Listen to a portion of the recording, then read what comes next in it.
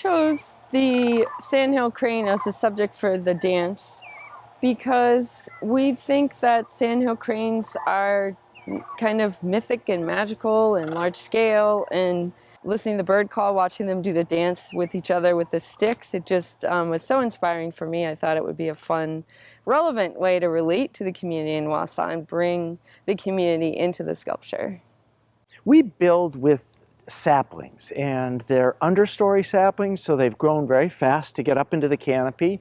And we use mixed hardwoods that are familiar to us all around here in the forests of Wisconsin. So they're a mix of woods, but we use birch, we use ash, we really use whatever we can get.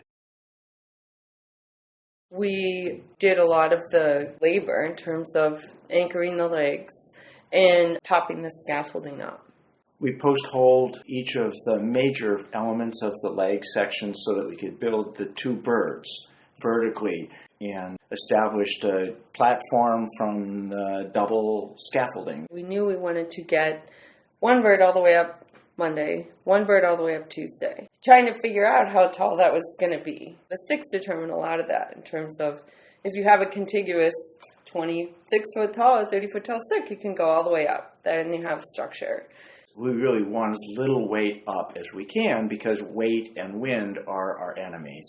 So engineering-wise, we're trying to always select the most slender, supple pieces. We try to build engineered triangles into the piece as much as possible so we can leave as little mass and get as much global strength within the piece. And starting to work on some design experiments for the face. We had some thoughts about the red in terms of attaching the zip ties to hardware cloth. So there was a lot of back and forth. What's the pattern? That's too dense. That's not dense enough. The head wasn't quite right. So Wednesday was kind of like the back and forth day. And it's a dance. You try to find your partner's space and timing and rhythm, and we both recognize that sometimes we lead and sometimes we follow, and that works really well. And it's a challenge because we're both very determined to make great art. That's what matters most.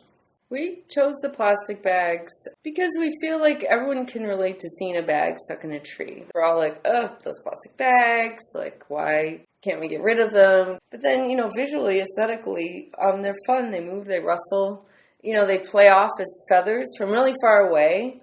They don't look like the bags. Then they're kind of transformed. They're almost beautiful. We ask people to write messages of hope or of dreams for the future. It's just another way to invite everyone to take ownership of a piece of sculpture. I hope people see it, are inspired, maybe push people a little about what's fine art, what materials could be used to create sculpture.